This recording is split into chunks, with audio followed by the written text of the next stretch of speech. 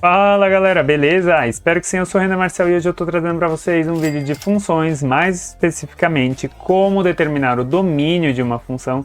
Mas antes de irmos para a resolução, preciso que você deixe a sua inscrição caso ainda não seja inscrito. E se em algum momento eu conseguir te ajudar com alguma coisa, deixe também nos comentários. Mas sem mais enrolação, bora para a resolução? Bom, nesse exercício eu só quero que você determine o domínio da função. E para isso eu trouxe 6 exemplos, tá? Galera, primeira coisa que vocês precisam saber é o que é o domínio. Então, domínio são os valores que a minha variável, no caso aqui o x, pode assumir para que essa função exista. Então, basicamente, o que você deve fazer aí é tentar identificar se tem algum problema, tá? Então, vamos lá. Como eu tinha dito, primeira coisa, a gente vai tentar identificar se tem algum problema. Então, nesses dois primeiros exemplos, vamos entender que existe uma função aqui, e essa função aqui, ela está sendo um número multiplicado por 2. Então, nesse caso, eu posso atribuir um nome, inclusive, para essa função. Então, qual que é o nome da função que você acaba calculando duas vezes? É o dobro. Então, vamos pensar, se existe algum número que você não consegue calcular o dobro. Todos os números, eles têm o dobro, tá? Então, o dobro de 0 é 0, o dobro de 1 é 1, é 2, perdão, né? Olha aqui, ó, o meu erro aqui. O dobro de 2 é 4 e números negativos também tem, raiz, números decimais, fração, não tem problema nenhum. Então, aqui a gente não tem problemas. Então, vou colocar aqui, ó, o dobro não tem problema, então sem problemas.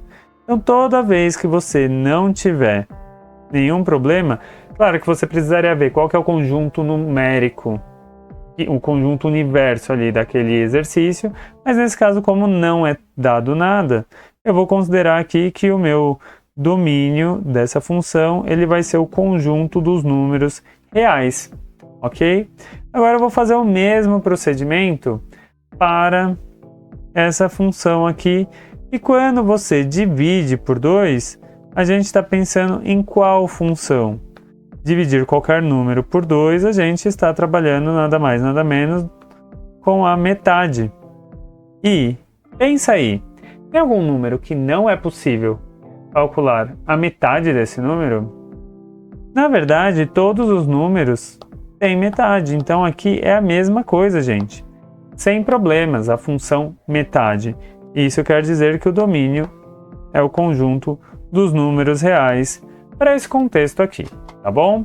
Então, beleza, aqui foram os dois primeiros exemplos, agora a gente vai começar a mudar um pouquinho. Então, vamos lá, gente. Agora, essa função eu estou dividindo por algum número. Tá? Então, quando eu começo a dividir por números diferentes, aqui eu vou ter um passo sim. E aí, assim, nesse caso, eu vou precisar... A primeira coisa, né, que eu preciso fazer, não é o segundo passo, é que é o segundo exercício aqui. Então, vamos lá. O primeiro passo é você tentar identificar se essa função ela te apresenta algum problema. E pensando que eu estou dividindo por qualquer número, qual que é o problema que eu tenho aqui? O meu problema é não existe divisão por 0. E, uma vez identificado qual que é o meu problema, agora eu vou partir para resolução, porque eu já sei que aqui, nesse caso, maravilha, né? Eu já sei que aqui não pode ser 0. Então, de alguma maneira, é isso, ó. Esse número tem que ser diferente de 0. Então, como que a gente vai resolver isso daqui? Exatamente isso que eu acabei de fazer. Então, eu vou chamar isso daqui de condição de existência. E a minha condição de existência, quem que vai ser?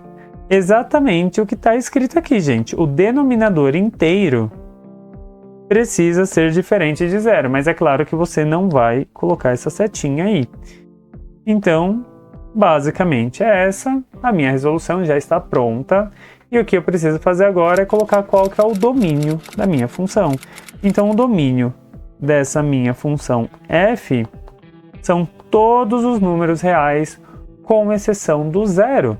Então, eu não posso esquecer que esse 0, eu retiro ele colocando esse asterisco. Então, esse asterisco aqui, ele está dizendo que é sem o 0. Ok? Beleza, foi isso daqui. E agora a gente vai pensar na outra função. Essa função aqui, ela tem um nome, né? E qual função é essa daqui se eu fosse atribuir um nome para ela? Essa daqui, gente, é a função raiz quadrada. Maravilha! Porque existe aqui um índice 2 escondidinho. E aí, como eu disse, né? A primeira coisa que vocês precisam fazer é identificar se existe algum problema nessa função. E qual que é o problema da raiz quadrada? Você já deve ter visto ali, quando você está aprendendo a equação de segundo grau, quando você vai calcular a raiz do delta, se o delta deu negativo. Então, nos números reais, não existe raiz quadrada? Não, vamos tornar isso aqui ainda melhor. De índice par, porque poderia ser uma raiz a quarta, a sexta, de números negativos. Tem raiz quadrada de 0? Tem raiz quadrada de 0, é 0, 0 vezes 0 dá 0, não tem problema nenhum. Cuidado que aqui eu estou falando em R, porque se a gente considerar o conjunto universo dos números complexos, aí a conversa é outra. Então agora que eu já fiz isso, basicamente qual que é a ideia? Esse númerozinho aqui dentro, que eu estou dando esse destaque de roxo, esse númerozinho aqui dentro, ele precisa ser maior ou igual a 0. Porque se ele for negativo, ele não vai ter uma raiz, tá? E aí, o que eu vou fazer agora? Agora, eu vou fazer de fato a minha resolução. Só que eu não vou ficar escrevendo condição de existência, eu vou abreviar desse jeito, que é o CE.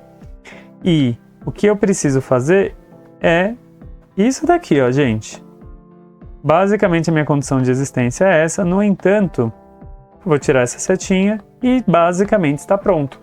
Tudo que está dentro da raiz precisa ser maior ou igual a 0. Só que o meu x aqui ele já está isolado. Então basta eu colocar o meu domínio. Então vamos lá. O domínio dessa minha função é dada pelo conjunto dos números reais.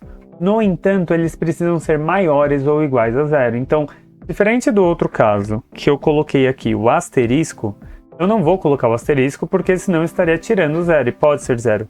Só que nesse caso a diferença é que os números eles precisam ser positivos. E isso daí eu acabo indicando, colocando esse sinal aqui de mais. Então esse sinal aqui de mais está dizendo que são os números positivos. Ok? Maravilha! E agora eu vou para outros exemplos que são ligeiramente mais elaborados, mas que ainda assim são muito parecidos. E, gente, de uma maneira mais simples, rápida e objetiva, basicamente o que eu preciso fazer é que o denominador, ele precisa ser, como vimos, eu estou dividindo por um número, então eu nunca consigo dividir por 0, então isso daqui tem que ser diferente de 0. E você pode pensar qual é o número que você coloca no lugar do x que fabrica um 0, ou você pode simplesmente fazer a condição de existência, que é literalmente resolver isso daqui. E fazer isso daqui, gente, agora eu preciso isolar o x. Então, isolando o x não pode ser 3. E eu vou responder isso daqui de duas maneiras. Eu posso colocar que o domínio da minha função vai ser todos os números reais, com exceção, então estou tirando do número 3, estou tirando ali o conjuntinho que tem o número 3, ou se eu não quiser fazer desse jeito, eu digo que é o conjunto dos números reais. Então, qualquer número pertencente ao conjunto dos números reais, tal que satisfaça a condição do x ser diferente de 3. E essa daqui é uma que eu recomendo, tá? E agora, o nosso último exemplo é, como vimos, a raiz quadrada de um número precisa ser que esse número ali que eu estou tirando a raiz quadrada, ou a raiz do índice par, o número que está ali dentro precisa ser maior ou igual a zero.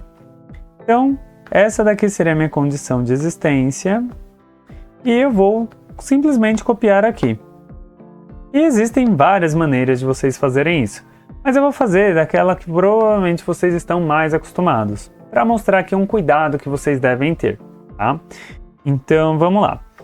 Eu vou isolar isso daqui, descubro que o meu menos x tem que ser maior ou igual a menos 4, no entanto, para tornar o meu x positivo, que a gente sempre faz isso, vou multiplicar por menos 1.